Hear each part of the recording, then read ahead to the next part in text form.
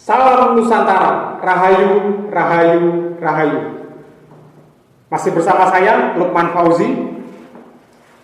Kali ini saya akan melanjutkan ngaji filsafat saya dari buku saya yang judulnya Akulah Filsuf, yang saya tulis tahun 2011. Ya, lama saya tidak mengaji buku ini.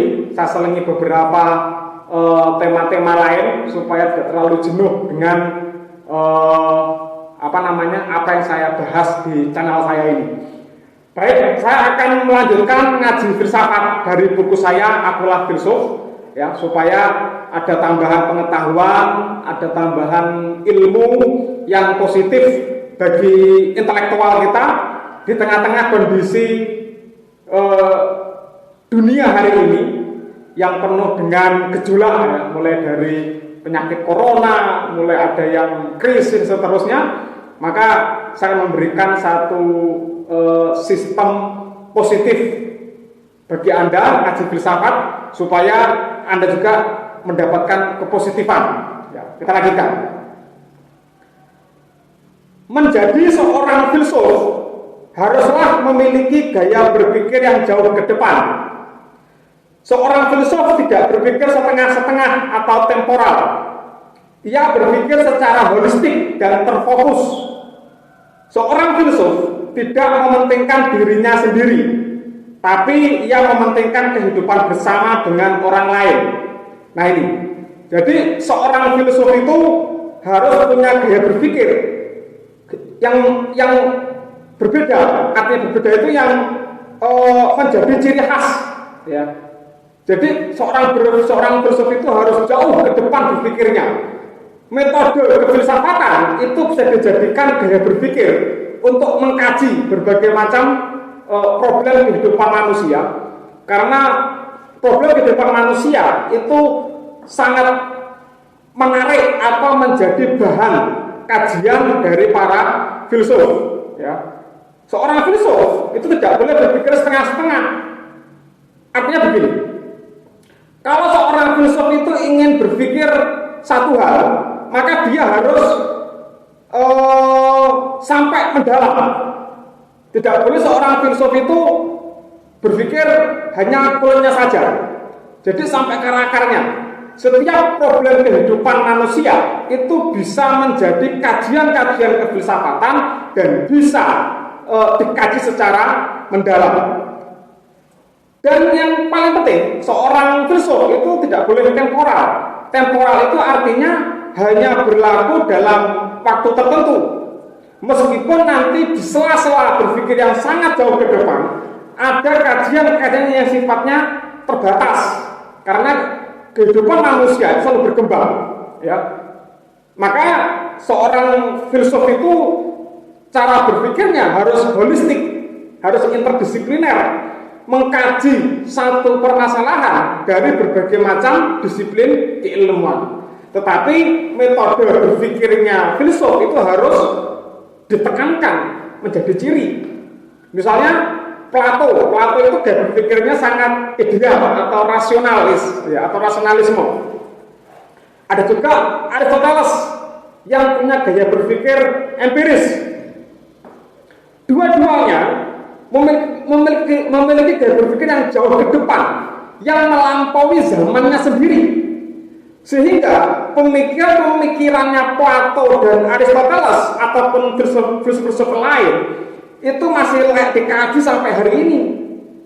Pythagoras itu seorang filsuf yang punya konsep keabadian jiwa.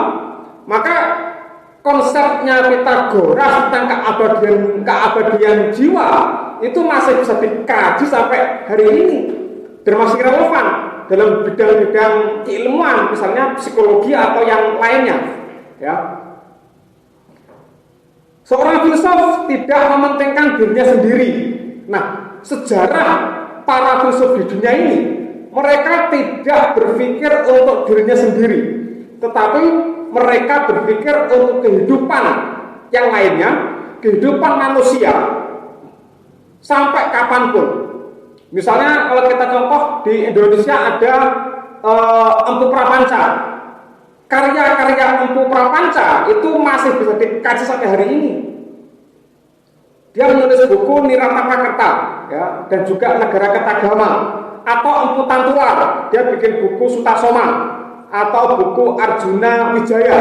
Karya-karya mereka sangat melampaui zamannya. Mereka menulis buku bukan untuk diri sendiri, tetapi mereka menulis buku untuk kehidupan bersama, menuju kehidupan yang lebih baik lagi dan semakin sempurna. Nah, ini penting kita kaji. Gaya berpikir filsuf yang terkadang kurang dipahami oleh masyarakat sering menimbulkan kesalahpahaman dan mengakibatkan tudingan bahwa pemikiran filsuf menjadi racun bagi kehidupan bermasyarakat. Hal itu seperti yang dilakukan Socrates dalam melawan kaum sofisme. Socrates dituduh meracuni pemikiran kaum muda dengan memberikan pengajaran untuk selalu bertanya terhadap hal-hal yang kurang dipahami.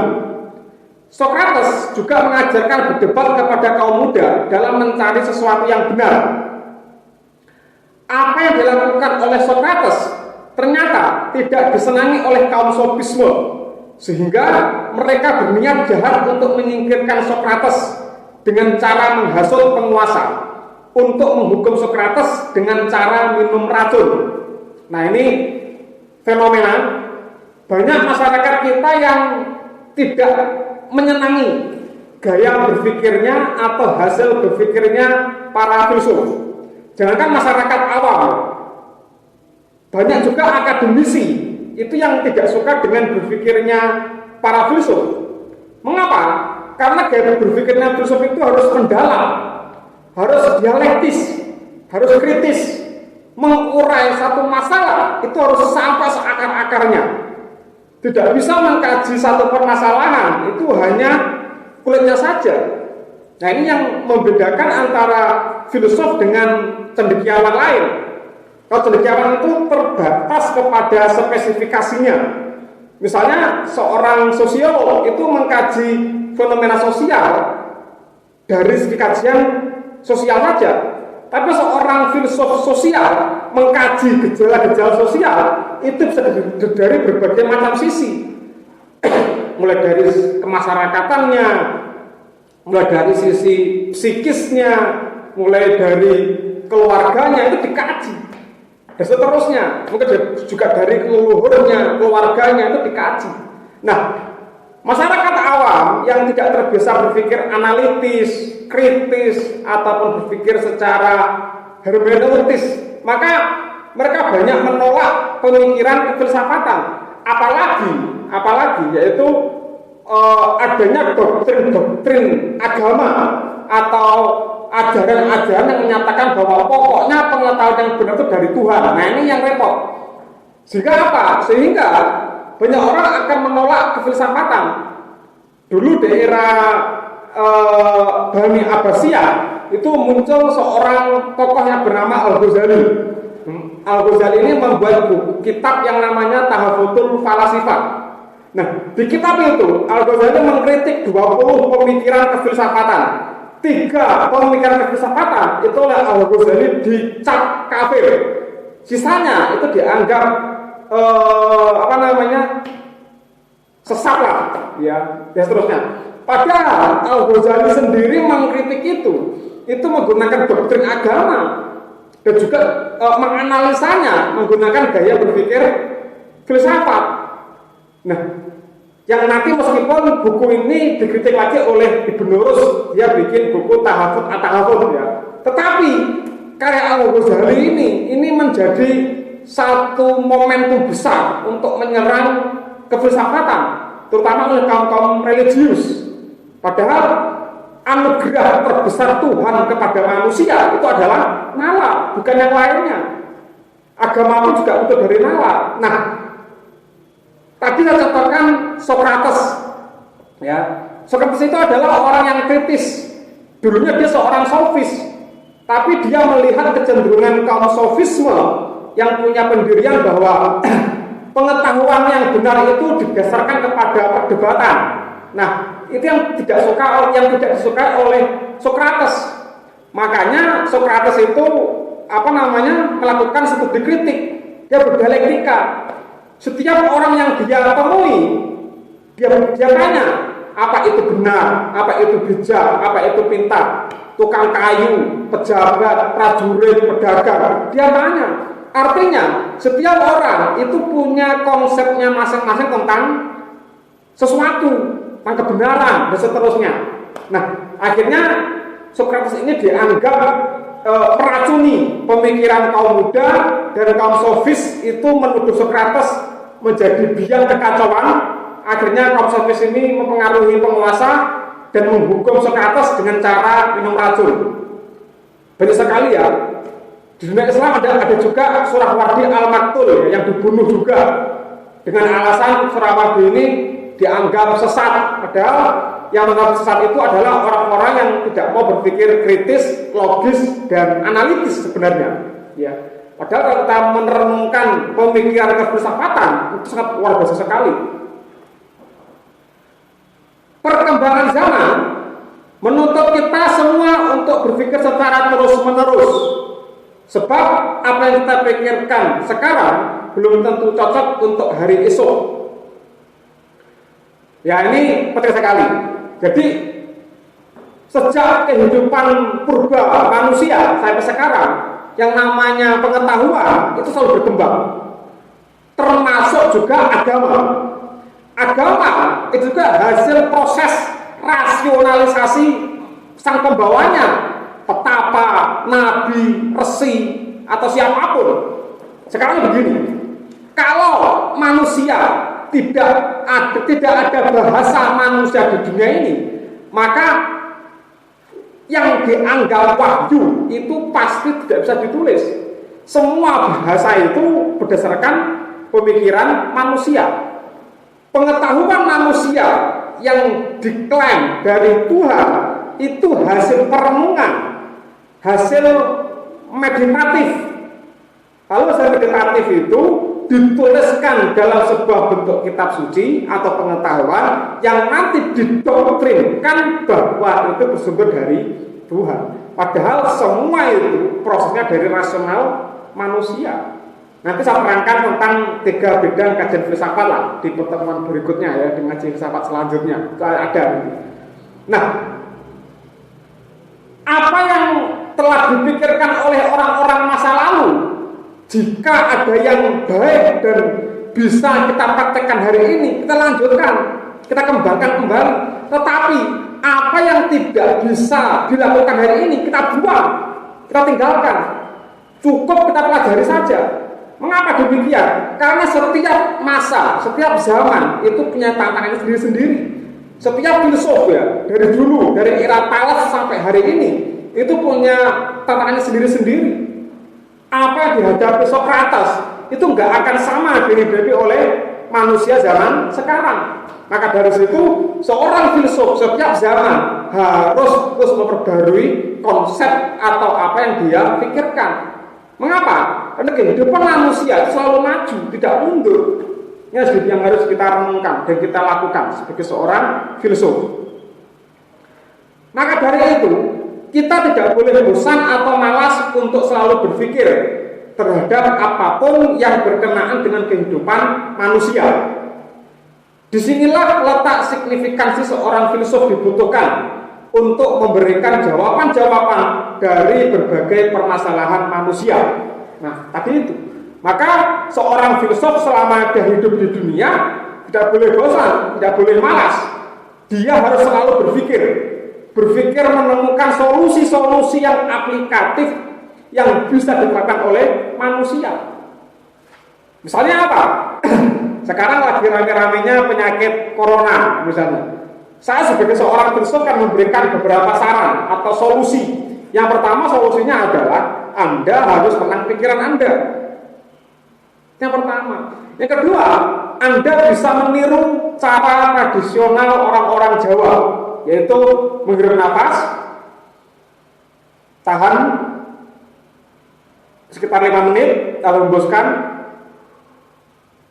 lewat mulut, tarik lagi, tahan, hembuskan. Anda bisa melakukan 10 menit lah, selama 10 menit setelah Anda lakukan ini. Nanti tubuh Anda akan keluar keringat dan itu akan menyehatkan. Yang ketiga, Anda harus membaca buku-buku yang positif, misalnya buku-buku tentang filsafat atau yang lainnya. Mengapa? Jika otak Anda digunakan untuk mengkaji yang positif, maka dia akan memberikan efek yang positif pada seluruh tubuh Anda. Tapi jika otak Anda diisi oleh yang negatif, membuli, membuat hoax dan seterusnya, maka akan menyebarkan sesuatu yang sifatnya negatif ke tubuh Anda. Nah, ini saran saya sebagai seorang filsuf harus diperbarui lagi. Nanti mungkin besok atau bulan depan ada tantangan berikutnya, saya harus memberikan kontribusi lagi. Sehingga apa? Dengan demikian peran filsuf dalam kehidupan ini akan semakin maju dan semakin baik.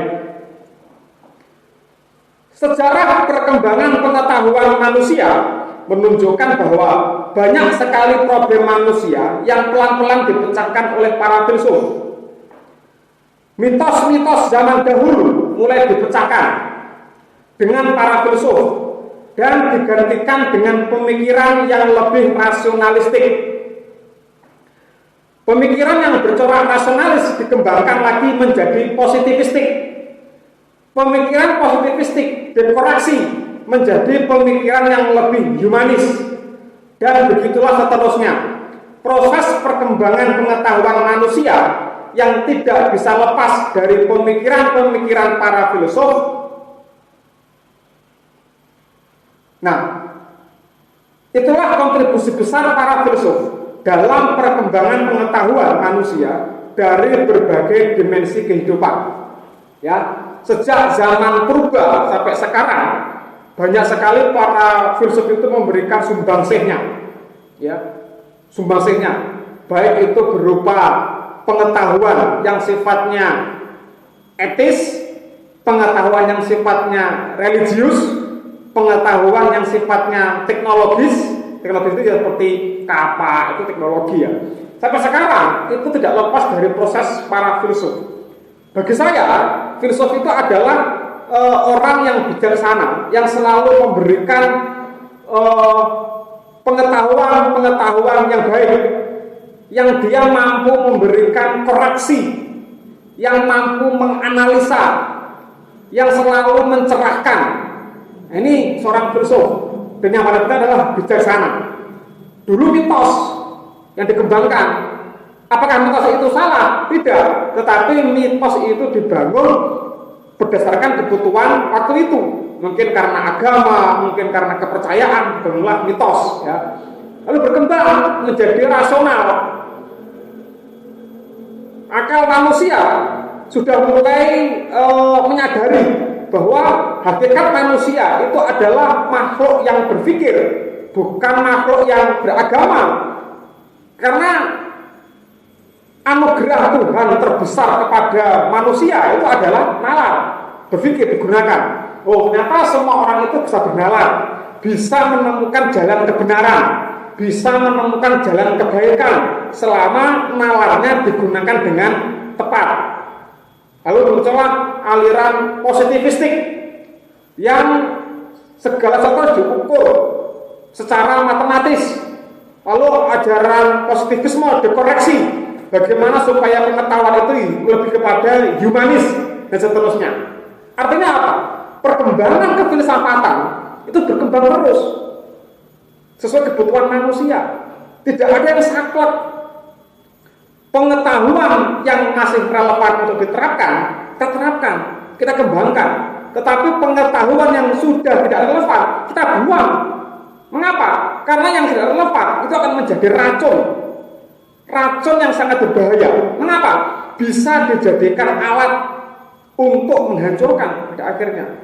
Ini bahaya sekali. Misalnya tadi itu. Dulu Al-Ghazali mengatakan bahwa filsafat itu sesat. Dalam kitab Tahfatul Falasifahnya ada 3 yang dicap kafir, ya. Ada baca sendirilah kitab Tahfatul Falasifah itu. Bagi saya sudah tidak perlu lagi. Mengapa? Karena semakin maju perkembangan pengetahuan manusia, pemikiran manusia semakin luas.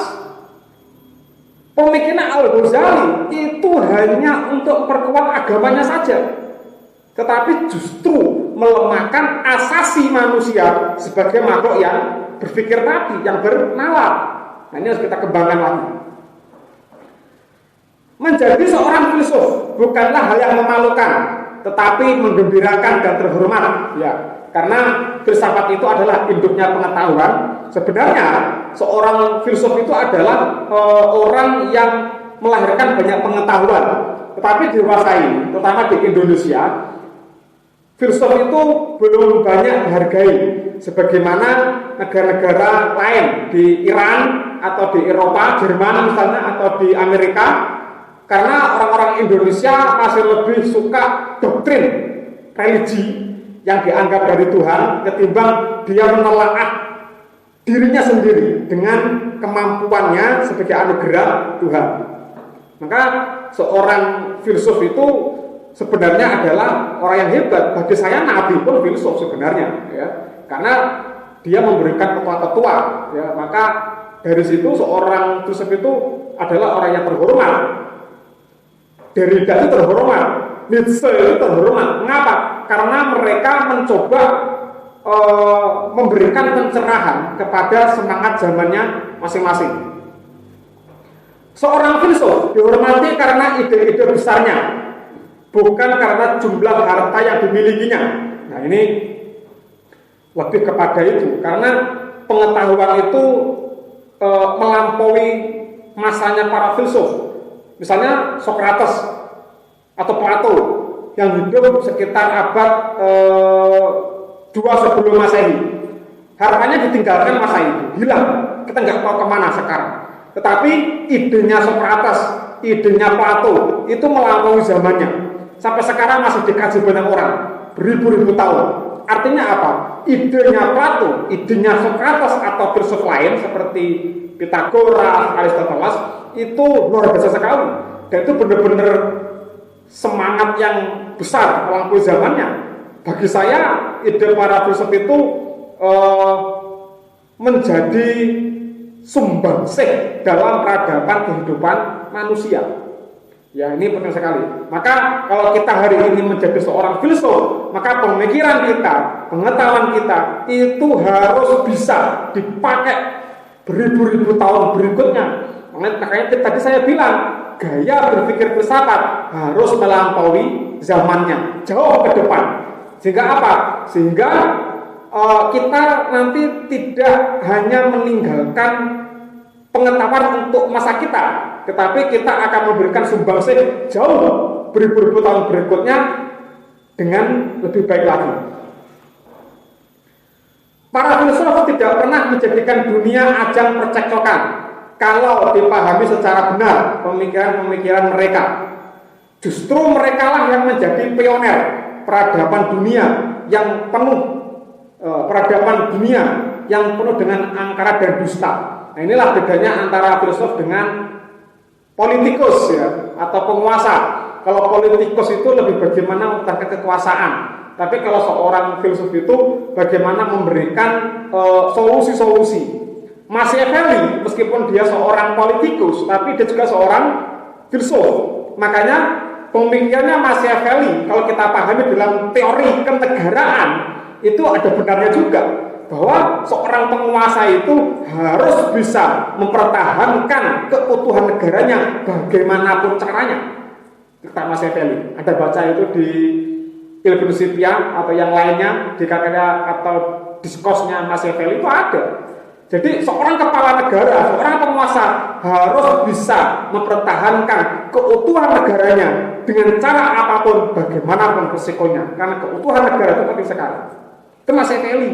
Nah, banyak orang yang berpandangan negatif kepada Machiavelli karena dianggap berpikir negatif, padahal tidak.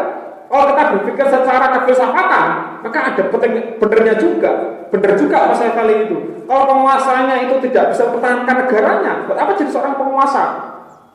Makanya dilihat ketika penguasa waktu itu, penguasa di era Italia, kalau tidak salah Lorenzo itu, ketika Lorenzo itu sudah lepas dari pemikirannya Machiavelli, maka Roma itu hancur. Ya, ini yang nggak disadari oleh para politikus, ya, tapi para filsuf sebenarnya jauh lebih jeli melihatnya dibandingkan politikus sendiri. Tekad untuk menjadi seorang filsuf haruslah ada, tanamkan dengan kuat dalam diri Anda untuk membangun dunia dengan lebih baik lagi. Ya ini, jadi kalau Anda, apapun keilmuan Anda, ingat Anda harus menjadi seorang filsuf. Karena kalau cuma Anda terbatas kepada pengetahuan Anda akan terkekang. Anda tidak bisa berpikir interdisipliner, Anda kurang holistik. Tapi kalau Anda menggunakan cara berpikir filsuf, maka Anda bisa interdisipliner, bisa lebih luas dan lebih mendalam. Ya. Anda adalah filsuf untuk Anda sendiri, keluarga, masyarakat, serta bangsa Anda. Nah, minimal ini, Anda berpikir filsafat itu untuk diri Anda, keluarga Anda, masyarakat Anda, dan bangsa Anda. Karena tujuan filsuf itu berpikir, pada itu saya terangkan, bukan untuk dirinya sendiri, tapi untuk kehidupan manusia. Untuk itu, sempurnakanlah diri Anda dengan ilmu. Nah, ilmu itu penting. Maka, kesuksesan akan menghampiri Anda dan akan menjadi seorang filsuf yang terhormat. Dan ide-ide Anda akan dijadikan pijakan bagi orang lain dalam kehidupan mereka masing-masing. Nah ini seorang filsuf itu meninggalkan ide. Kalau harta itu ada batasnya, tapi kalau ide, pengetahuan, ilmu, teori, konsep tidak ada batasnya. Maka dari situ menjadi seorang filsuf itu penting sekali. Heraklitus contohnya, dia punya konsep tentang bahwa alam semesta itu terbuat dari api, karena api itu perubahan. Kita bisa melihat sekarang di dunia ini itu sesuatu, api itu bukan sekedar elemennya, tapi semangat yang membakar. Manusia itu kalau nggak ada unsur apinya, ya nggak akan terbakar. Ya, apapun itulah, itu hanya selingan saja. Tetapi pemikiran Heraklitus lainnya adalah tentang logika, terutama logika induktif, masih dikaji sampai hari ini. Thales punya konsep bahwa alam semesta sumbernya dari air. Apakah salah? Tidak, karena waktu itu Thales mencoba memberikan satu pendapat rasional dengan problem yang dihadapi waktu itu. Tetapi pengetahuannya Thales bisa kita gunakan hari ini.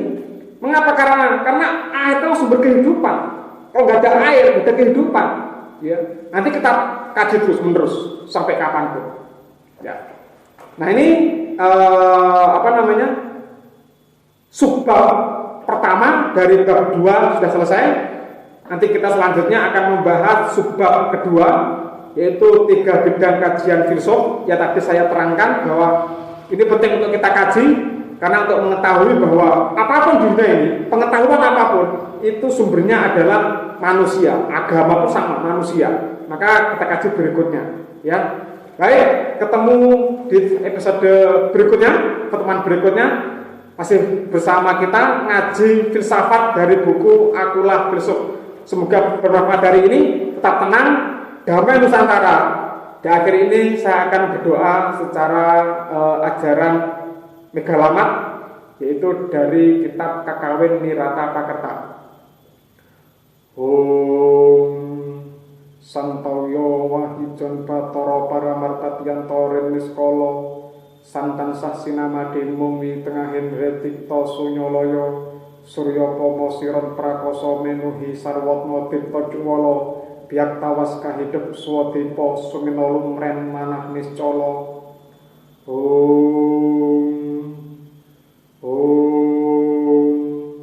Om milahing sekaring bawana langgeng. Om awignam mastu namo sidam. Om astungkara hasta wasta masta prana. Om. Salam Nusantara. Rahayu, rahayu, rahayu.